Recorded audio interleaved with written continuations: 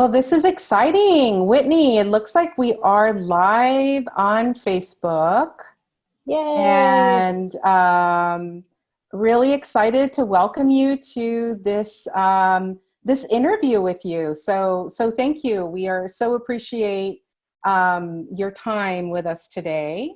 And let me go ahead and get started by saying that this is one of several interviews that the nonprofit partnership has conducted with nonprofit professionals in our city. And really, we want to learn how the pandemic, how the situation is impacting the work that you're doing, and also really highlight the resiliency of your work, your team, yourself as well. So again, I want to welcome Whitney Leathers, who's the Executive Director of the Long Beach Day Nursery, an organization with a long-standing history and a very strong organization in our city and in our region. So Whitney, welcome. Thanks for being here with us today. It's my pleasure. I'm so excited to be here with the nonprofit partnership. Thanks for the invite, and I'm excited for my first ever Facebook Live. Great. Well, for those folks watching and they don't really know about your organization, can you share with us a little bit more about what Long Beach Day Nursery does? Sure. So Long Beach Day Nursery has been around for 107 years here in Long Beach, serving the Long Beach community. And our mission is to provide high quality early care and education for children of working families. And high quality is really the key word that we focus on at the Day Nursery. And what that means to us is we provide childcare from typically from 6:30 a.m. till 6 p.m. And we have children that start with us at 6 weeks. And they stay with us until they go to kindergarten. Our high quality childcare is nationally accredited. So we are accredited through the National Association for the Education of Young Children. And what that means is that we're hitting a plethora of standards that are above and beyond typical licensing standards, including family supports, supporting children with early intervention. We have a nutrition program. We focus on our curriculum, supporting our teachers, supporting our families with resources. It's all about supporting children and families. Yeah, and the organization has also really been, to your point as well, at the forefront of really modeling what best practices in the field really are as well. So we would really be interested in knowing, what then has really changed as a result of what we're living through right now, some really difficult times. Give us a glimpse into what's happening at the Long Beach Day Nursery now. Sure. So that's a huge question, because I think I can start with what hasn't changed. So we're still really focused on supporting the children and families that are part of our program. We're really focused on supporting our team as they go through this and try to navigate what that looks like. I think that a lot of things have changed. In early childhood, we're really focused on relationship building. It's all about bringing the kids into our care, modeling best practices, learning to work with others, build teamwork, build leadership skills. They're also learning early literacy, early math, social emotional development. And so how do you do that when the kids aren't there with you every day? I mean, our typical day is we see our little students between 8 and 10 hours a day. They're with us as their parents are working hard for their family. There's a lot of interactions with the teachers and the children. There's a lot of interactions between children and children, between age groups. And so we've essentially, that's all been flipped on its head. And now we're trying to connect with our families and the children virtually. For the day nursery, that's been a huge leap. I know that's been a leap across education. Mm-hmm. In early childhood, technology is not something that we typically use because we're so hands-on. It's all about working directly with the children.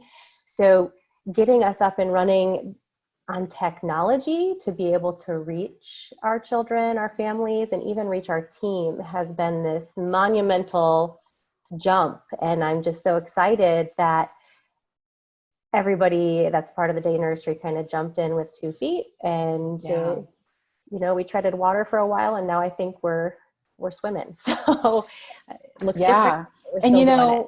those jumps, as you say, are not without a little bit of growing pains, right? So earlier, before you and I went live, we were just talking a little bit about the resources page, which I'm really dying to ask you a couple of questions about that later. It's a very thorough list of resources you have on there. But you made an interesting comment about how you had to go from 0 to 60 with your team really fast. Can you share a little bit more about what that was like? Absolutely. So in an early childhood classroom, you don't typically have a teacher's desk with a computer there. The teachers are amongst the children. They're working with them in different learning centers. They're interacting with them. They're on the floor. They're at the little tables. They're in the math center, the art center. It's very, I think I've said, hands-on. So our classrooms weren't even equipped for our teachers to be on computers throughout the day. We have a resource room at each site that teachers can access as needed, but not even all of our team was up on email addresses for the day nursery. We really rely on our head teachers and on our administrators to get that information out through other channels. And so, yeah, we jumped in. Yeah. At first, we got our email addresses up and going. We had to get Wow. all of our staff up Mm-hmm. and logged in. Our resource page you mentioned, that was really a way. There's a lot of information up there. I worry a little bit that it can be overwhelming, but we were trying to meet the needs that we were getting and the questions we were getting individually from either our team or from families, and put the resources up there so that other folks could access it. If they weren't able to ask us the question, if they weren't able to reach us, we could at least direct them there and they could sift through what they needed. And so we created that page as this happened. It includes resources for families of young children. It includes resources for our teachers. It includes resources for general challenges, Information. yeah, that people Yeah. might be having going through Basic needs. COVID-19. Basic needs. I really appreciate the way you've organized a lot of the resources there. I mean, clearly, depending on what you're looking for, you can go on there and click a link or talk to somebody or reach out to an organization that can help you in that area. We've been hearing a lot as well about how parents are having to take on the responsibility, obviously, and I have quite a few friends who are now charged with doing that, of educating their kids, and a bulk and probably a good majority of what you have listed as links and resources up there are really geared to parents. Can you give us a good sense of some of the feedback you're getting from parents during these days? Yeah, we reached out to every single one of the parents in our care within the first week or two. Touch base with them, see how they're doing as we were getting up and going. And the number one thing that they asked for was, we need activities. How do we keep our children busy? How do we keep them engaged? How do we manage all their energy while we're stuck at home and while we're also trying to work? And so we really just went to our teachers and said, what are some activities that the parents can do? And all the information that's up there has really come directly from the experts in our organization, our teachers. One thing I will say, I definitely have been in touch with a lot of our families. Our teachers have been in touch with them. If you're not getting to the activities, if you're not sitting down and doing a math project every day with your kids or a science experiment, like, that's okay. Parents just need to hug their kids, read to their kids, talk to their kids. You don't feel like you have to become an early childhood expert or a teacher in the midst of this global pandemic. I think what we would most like parents to focus on is the social emotional, and just making sure they're talking to their kids, reading, singing, dancing, just have fun, enjoy each other's company, and be kind to each other. And that can be, obviously, to your point earlier too, challenging because parents are juggling a lot, and just the reminder of those foundations and those pillars of engagement and nurturing. It's good that you and your team are there to to help remind of that, of all of those things. Has your team, so how has your team been able then to acclimate and continue to connect with families? A lot of phone calls? Are they using Zoom? I mean, how are you connecting to families? Yeah, that has shifted over I think we're just over 5 weeks into this as the day nursery. That's shifted greatly as we kind of got ourselves up and running on technology. I'm so proud of our team. They're up on Zoom now, so they're Zooming with families. They're doing, if that doesn't work, they're FaceTiming with families. They're reaching out to their classes. Some of them are putting their kids together on Zoom so that they can see their friends. They're really, one of our pillars is that we try to individualize our education for every child that comes through our doors. And they're doing a fantastic job shifting that to this world that we're living in right now. So if one child needs to see their friends, they're trying to make that happen. If another child just needs the teacher to get on the phone with them and sing a song, we're making that happen. Flexibility, being nimble, and just being able to meet those individual needs has been what our team has been really skilled at. That's and great. One of our programs that we have at the day nursery is an early intervention program. And through our early intervention program, we have a consulting psychologist, and we have 4 master's and doctoral level interns that come on site, typically 2 to 4 days a week, and they work with children that maybe need a little extra help. And so our early intervention program has maintained that virtually throughout this entire period, so that we're hoping that we don't leave anybody behind, and families that do need extra support are getting that. That was going to be one of my follow-up questions to you as well.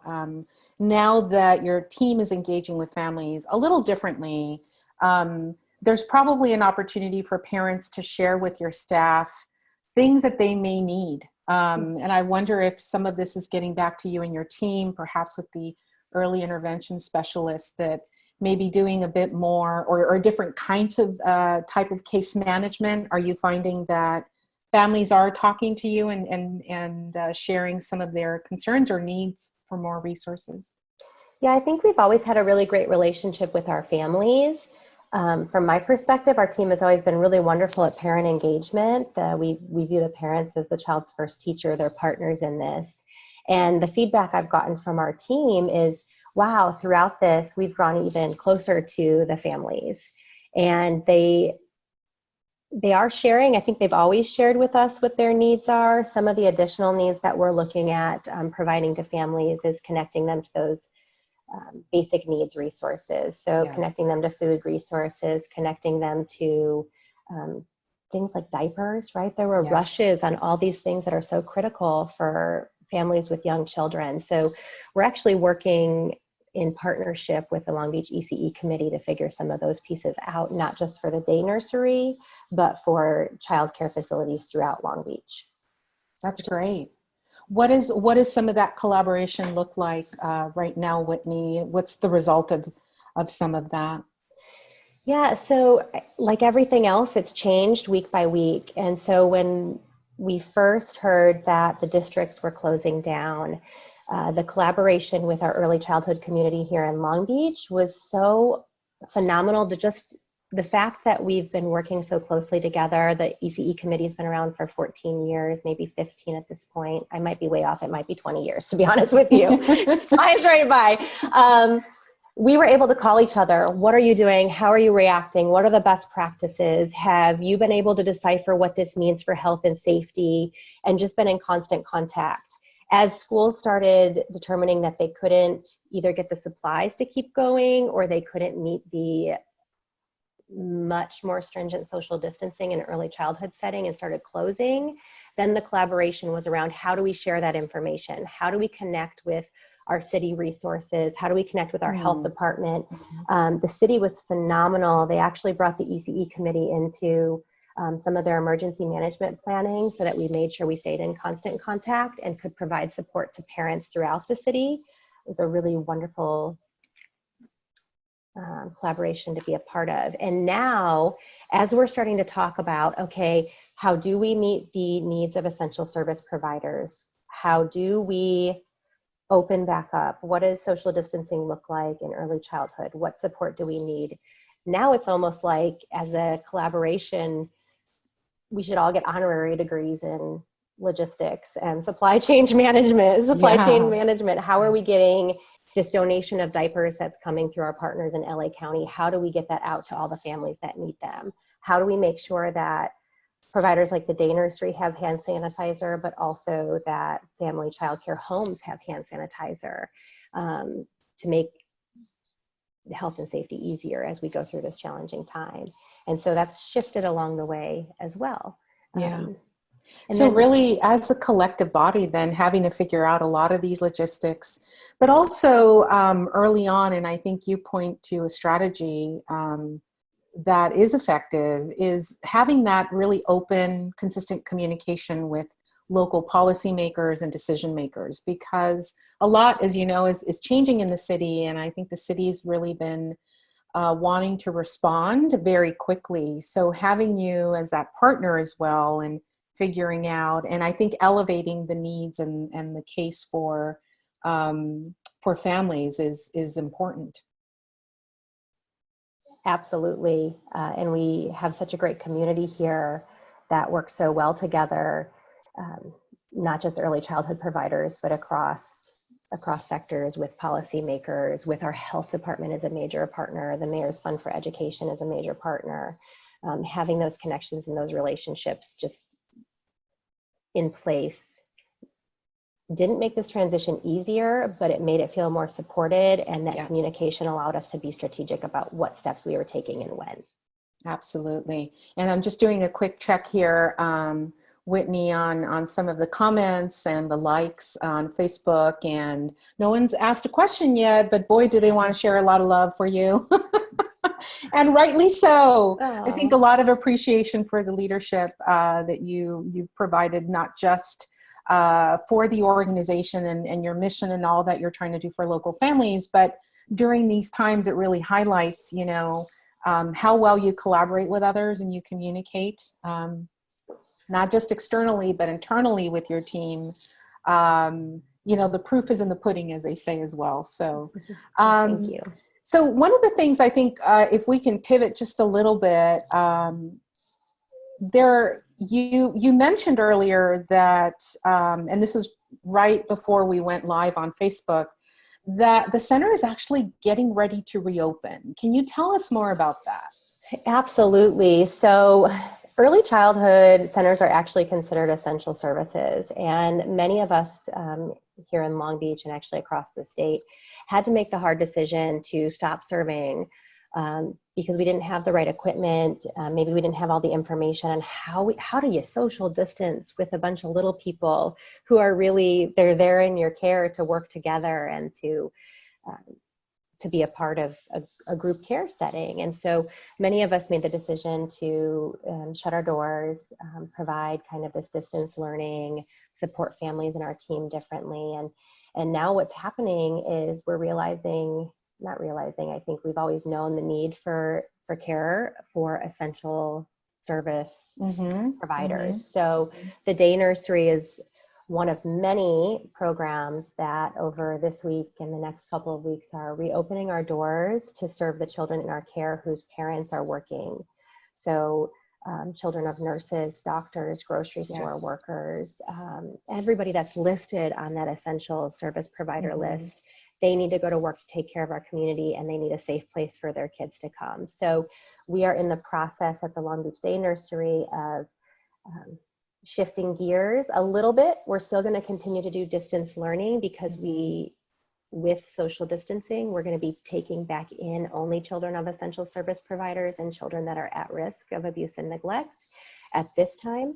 And there's still going to be so many kids that aren't coming through our doors every day that we still need to support. So now we're going from on-site to distance, and now we're going to be doing both. Yes. And that probably what your comment right now just hit a couple of the questions that are coming up on Facebook as well, where, some folks want to know if you will continue with any kind of classroom Zoom activities. And I think you just answered to the affirmative that you will, that you're actually looking at a hybrid. But going back to your point about reopening, again, you're reopening for essential workers, folks that are really on the front lines right now. How are you working with your staff team to prepare them to re-engage again in person? Yeah, so we've been connecting with our staff constantly throughout this entire crisis. Actually, a little bit of a silver lining, one of the things that we never have enough of in early childhood education is time with our team, because they're always hands-on, they're always there with the children. So once we got everybody up and going with Zoom, I've seen our team more in this 5 weeks than ever before, because we're talking, we're connecting every day. So those touch points have shifted over the last 2 weeks from distance learning. We've got that up and going. And now it's shifting to, okay, how do we reopen safely? And so we're having a lot of Zoom calls about that. We're receiving guidance. So the CDC has had guidance out on that. There's licensing has guidance out. The Department of Education has guidance out. LA Department of Public Health has guidance out. They've all been really supportive of early childhood education, and they're giving us a lot of information. There's a meme out there, I think it's with Chris Farley, where he's like doing this crazy face, and it's, you know, in essential, we're trying to process all the policy changes that have happened in 5 weeks. We had that moment. Yes. And now we're moving past that. So I'm not sure if I answered your question, but I'm seeing some pop up in the chat box. So yeah, there are some questions, and you definitely did. And I think so much of it too is as you re-engage your staff team again in these spaces, there's going to be a lot of also following guidelines, but even within that, a lot of tweaking you may have to do, right, to understand what also may need to change for you all. One of the comments, Whitney, that was placed inside the box is from Andrea Solsona from the Y. And she's commenting on how EC programs actually opened yesterday for them to children of essential workers and at-risk children as well. So we know that, that is happening at other centers too. And there is a question or a comment about mentioning how at-risk children in particular are being served. Are there any points that you'd like to make as far as it relates to that? Yeah, so I think that the Department of Ed has expanded what an at-risk child, the definition of that is. Previously, that used to include they would have to have something signed off from a social worker, but now it's really at our discretion if a family's saying that they're having challenges, if there's ever been a history of domestic violence in that household. The school is able to make the decision to bring that child back into our care. And what that means is they're coming back through our doors every day alongside children of essential service providers. When they're coming through our doors, so talking a little bit about, I see something about face coverings, it's going to look very different. Whereas we used to have, 130, 140 kids just at our East branch coming through our door. Next week, we'll have less than 40. At our West branch, we used to have 80 every day. We'll have less than 20. The group sizes are much smaller. We're keeping them in group sizes of less than 10. There's no commingling classrooms. Teachers will be wearing the protective bandana, the cloth face covering. There's guidance out there about what that looks like for children, if it's safe for certain age groups, if it isn't. Making sure that we're meeting the individual child's needs with that. They're going to be coming back breakfast, lunch, snack. The activities are going to be provided. So it's bringing our programs back, but doing it, tweaking it so that we can make social distance happen as much as we can in an early childhood setting. And a huge shout out to my girl, Andrea at the Y. And I see Sarah Soriano on there making some comments too. Talk about partnership. Those two and I we have a text chain that's probably 3,000 text messages long, so that we make sure we're interpreting all these new guidelines and we're really talking about what that means. And then for our team, you asked about what that looks like. We're doing Zoom calls all week figuring that out, and then we're going into the school starting tomorrow afternoon and Thursday, and we're practicing what does that look like? What does it look like for drop-off? What does it look like for health checks, taking temperatures, all of those pieces. And that's how we're helping our staff get comfortable with that. And then they've just been Our team has been amazing. They've had a really hard time being away Yeah, from the children in their care and the right. families. And so, well, I think it's natural to have nerves about coming back, knowing that we're thinking through it, knowing that other programs we're all working together to think through what this looks like, to do it safely. Um, and then that they're going to be able to start seeing their students again is really, Yes. it's really Yes, heartwarming. there's a lot of layers, of restrictions, and I think additional steps and processes now. But you're absolutely right about that, and I'm sure that everyone who's on the front lines, um, really helping to address the emergency response right now due to the pandemic, is very appreciative to be able to work with centers like you at this point. So before we conclude our interview today, can you believe it? We're pretty much at the end. You said it was going to go quick, and I didn't believe Yes. you. Well, time flies when you're having fun, and this is a very engaging topic, and really, really appreciate everybody who's been commenting, liking, and also supporting the work of Long Beach Day Nursery. But one of the things one of the questions we asked too, Whitney, during these interviews is we like to get to know more about how you're addressing self-care. What are some of the things that you do? So share with us a technique or two that you employ. Yeah, that's a really great question, and I really hope that everybody is taking a moment to take a deep breath during this time. We're not just working, but we're working through a stressful situation as a community, as a global community. For me, self-care really looks like taking the time to drink my coffee in the morning, taking a deep breath. I love to read and I love to journal, so I've been making sure that I do that. Try to do that daily. It's also been really helpful to use technology to connect with our team. So as a team, we've done some moments of self-care together, whether that's a breathing exercise. We had Leilani Haley of Hair Theory come in and do a yoga class for us. So we've Wow. been trying to embed that in our online work as well. So it's just taking it day by day, taking a deep breath, and making sure that checking in with my body and myself first. You got to take care of yourself before you can Yes, take care of anybody else. That's a hard so lesson to true. learn, but I hope everybody can do that. And yes, and thank you so much for sharing that. We weren't able to get to a lot of the comments and some of the questions on there. Those will remain on Facebook. But in case anybody wants to get a hold of Long Beach Day Nursery, is there an email that you recommend if folks contact? We sure do have email now. Perfect. info@lbdn.org is the email that we can get to really anybody. And then if you are a parent of a Long Beach Day Nursery and you're watching on here, you should be receiving calls from your child's teacher, and they now are up on email, and they're the ones that are scheduling the Zooms for every class. So you can connect with them as well. Wonderful.